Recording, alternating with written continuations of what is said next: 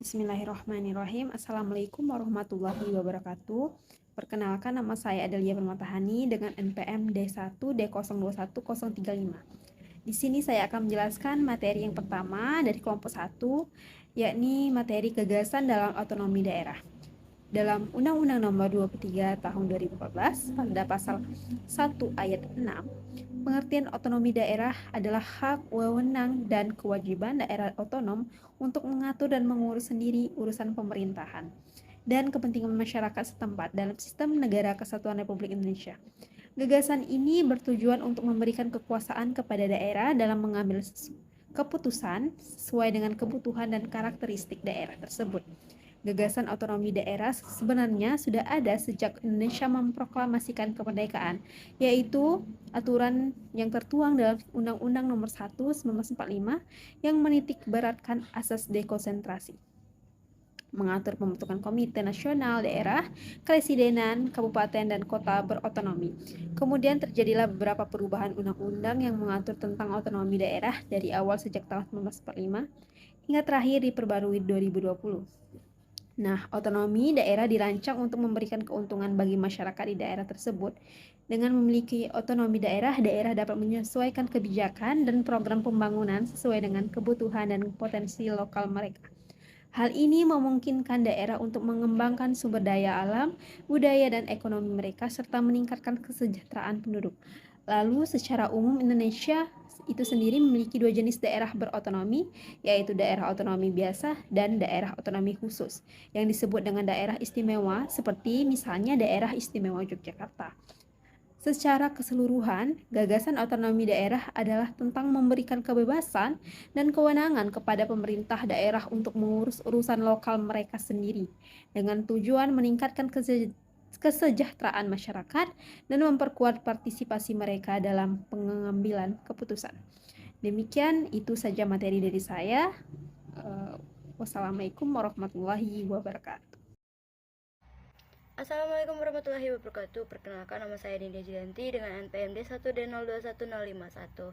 Saya akan melanjutkan penjelasan dari teman saya, yaitu tentang sejarah otonomi daerah dari masa ke masa. Jejak sejarah kebijakan desentralisasi dan otonomi daerah itu bermula pada zaman kolonial Belanda, yaitu pada tahun 1903, di mana permintaan kolonial Belanda ini melalui inisiasi Menteri IDF Edinburgh mengeluarkan Decentralized tahun 1903. Ini merupakan kebijakan otonomi daerah pertama yang diberikan ke Indonesia meskipun watak kolonial yang memusatkan seluruh kekuasaan di Batavia.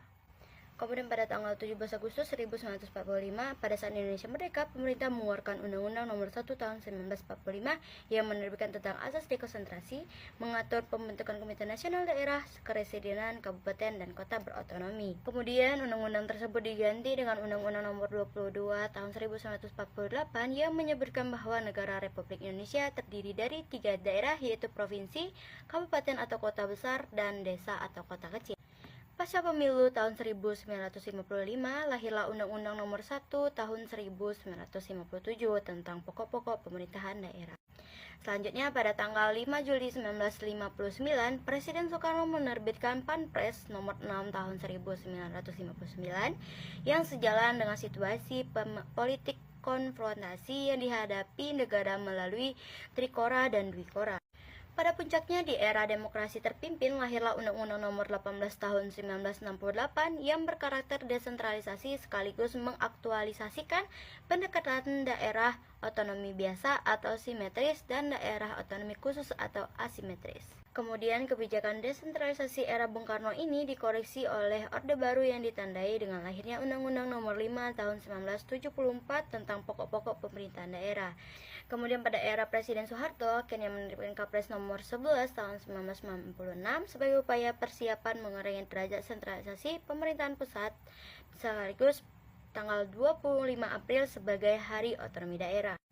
Pasca Presiden Soeharto dilengsarkan oleh Gerakan Reformasi, maka lahirlah Undang-Undang Nomor 22 Tahun 1999 tentang pemerintahan daerah, di mana Presiden B.J. Habibie pada saat itu memberikan wewenang penuh kepada pemerintahan daerah kecuali tentang urusan politik luar negeri, pertahanan, peradilan, dan moneter. Kemudian pada tahun 2004, di masa pemerintahan Presiden Ibu Megawati Soekarno Putri, Ibu Presiden tersebut melihat adanya kelemahan pada undang-undang tersebut, sehingga hadirlah Undang-Undang Nomor 32 Tahun 2004 yang diarahkan untuk mencari keseimbangan sebagai upaya tetap menjaga kebijakan desentralisasi. Selama kurun waktu pelaksanaan Undang-Undang Nomor 32 Tahun 2004, dari tahun periode 2005 sampai 2014, pembentukan DOP berhasil ditekan di mana pemekaran daerah terbentuk 1 provinsi, 66 kabupaten, dan 8 kota. Namun berbagai kelemahan dalam satu dekade tersebut mencetuskan upaya untuk memperjelas pengaturan tentang pemerintahan daerah, pilkada, dan desa dalam undang-undangnya tersendiri. Upaya ini bermuara pada lahirnya Undang-Undang 23 Tahun 2014 tentang pemerintahan daerah yang bertumbuh pada efektivitas penyelenggaraan pemerintahan daerah, mulai dari penegasan urusan pemerintahan sehingga inisiasi manajemen daerah transisi sebagai cara pembentukan DOP. Sehingga tahun 2022 daerah otonomi berjumlah sebanyak 34 provinsi, 415 kabupaten, dan 93 kota di Indonesia. Sekian penjelasan dari saya. Apabila ada yang kurang, saya mohon maaf. Saya akhiri. Wassalamualaikum warahmatullahi wabarakatuh. Assalamualaikum warahmatullahi wabarakatuh. Perkenalkan, saya Peggy Oktawijaya dengan NPM D1D021021. Di sini saya akan membahas tentang konsep otonomi daerah. Otonomi daerah adalah pemberian hak kepada pemerintah daerah dari pemerintah pusat untuk mengatur atau mengelola daerah mereka sendiri sesuai dengan karakteristik dan khusus wilayah tersebut. Tujuan dari otonomi daerah ini adalah untuk meningkatkan pelayanan publik dan pembangunan berkelanjutan serta untuk meningkatkan partisipasi masyarakat. Oke, sekian dari saya, Peggy Oktawijaya. Wassalamualaikum warahmatullahi wabarakatuh. Assalamualaikum warahmatullahi wabarakatuh. Saya Paulina Maharani dengan NPM D1D021067 akan menjelaskan tentang daerah otonom. Apa sih daerah otonom? Otonomi daerah adalah kewenangan daerah otonom untuk mengatur dan mengurus kepentingan masyarakat setempat. Keberadaan daerah otonom di Indonesia secara yuridis formal termaktub dalam penjelasan pasal 18 UUD 1945, yakni daerah di Indonesia akan dibagi dalam daerah provinsi dan daerah provinsi akan dibagi pula dalam daerah yang lebih kecil. Daerah-daerah tersebut bersifat otonom atau bersifat daerah administrasi belaka. Semuanya menurut aturan yang ditetapkan dengan undang-undang.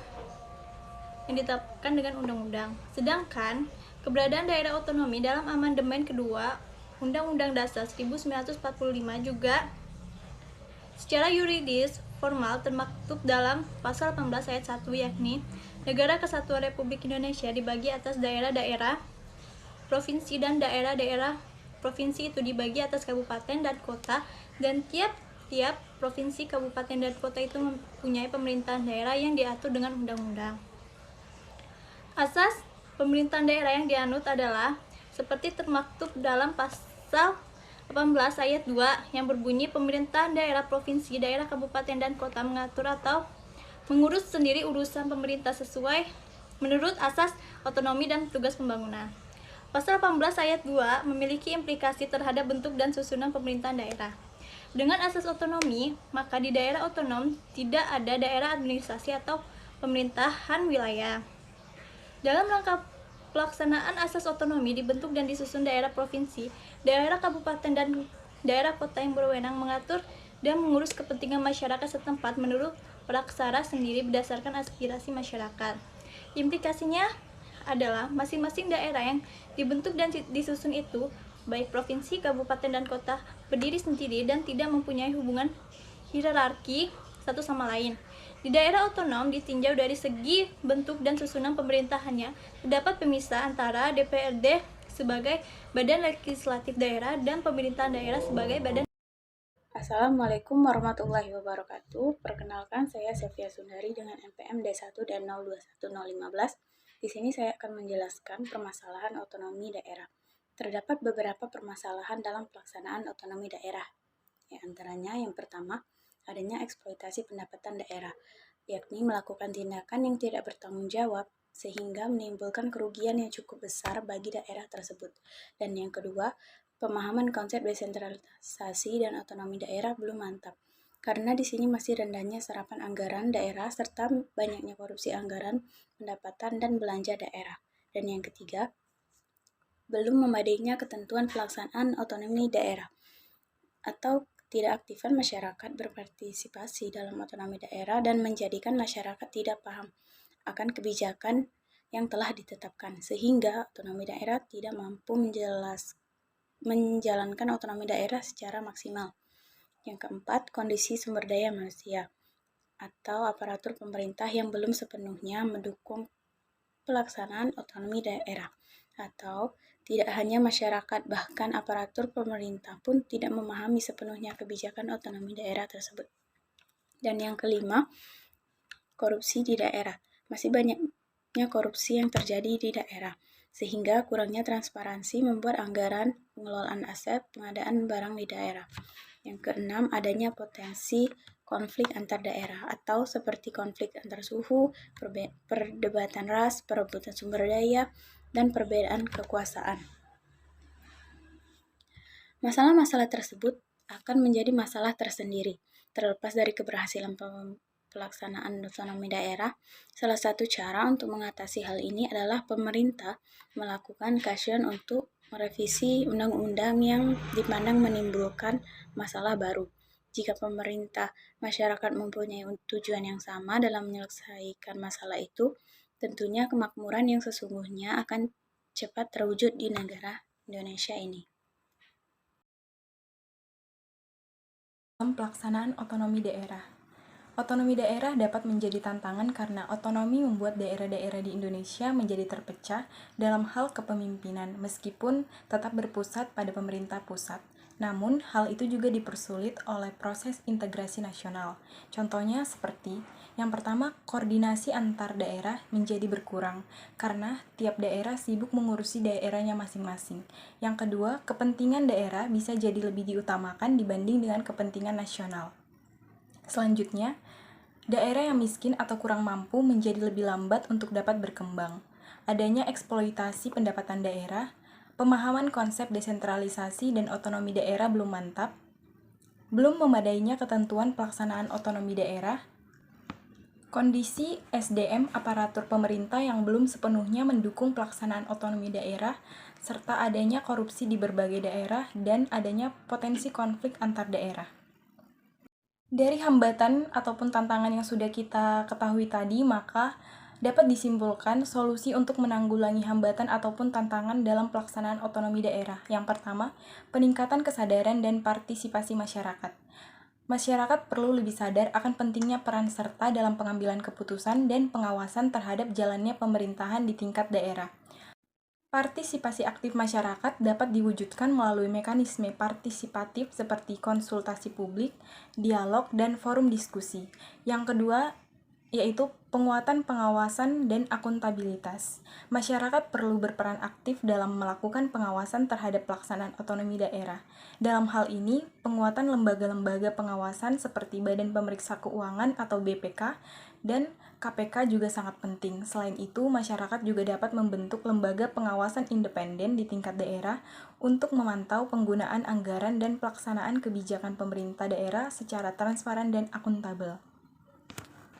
Solusi berikutnya yaitu peningkatan kualitas kepemimpinan dan manajemen. Pentingnya untuk meningkatkan kualitas kepemimpinan dan manajemen di tingkat daerah, masyarakat perlu memilih dan mendukung pemimpin daerah yang memiliki komitmen kuat terhadap transparansi, akuntabilitas, dan pelayanan publik yang baik. Solusi berikutnya yaitu penguatan sistem hukum dan penegakan hukum. Diperlukannya upaya penguatan sistem hukum dan penegakan hukum yang efektif dalam menangani kasus korupsi dan pelanggaran hukum lainnya yang melibatkan kepala daerah. Masyarakat perlu mendukung upaya pemberantasan korupsi dengan memberikan dukungan kepada lembaga penegak hukum seperti KPK dan memperkuat sistem peradilan yang independen. Upaya berikutnya yaitu pembangunan kapasitas dan pemberdayaan masyarakat. Masyarakat perlu diberdayakan melalui pendidikan dan pelatihan untuk meningkatkan kapasitas dan pemahaman mereka tentang otonomi daerah. Berikutnya, mendorong partisipasi aktif masyarakat. Masyarakat perlu didorong untuk aktif berperan dalam pengambilan keputusan dan pengawasan terhadap pemerintah daerah. Dan yang terakhir yaitu kerjasama antar lembaga dan koordinasi efektif. Koordinasi yang efektif dan sinergi antar lembaga dapat membantu memperkuat pengawasan, penegakan hukum, dan implementasi kebijakan yang berpihak pada kepentingan daerah dan Perkenalkan, nama saya Muhammad Agus Kurniawan dengan NPM D1 D021078. Untuk mengatasi permasalahan otonomi di suatu daerah, beberapa langkah yang dapat kita ambil sebagai berikut. 1. Klarifikasi kewenangan. Penjelasan batasan kewenangan antara pemerintah pusat dan pemerintah daerah untuk menghindari konflik. 2. Transparansi dan akuntabilitas.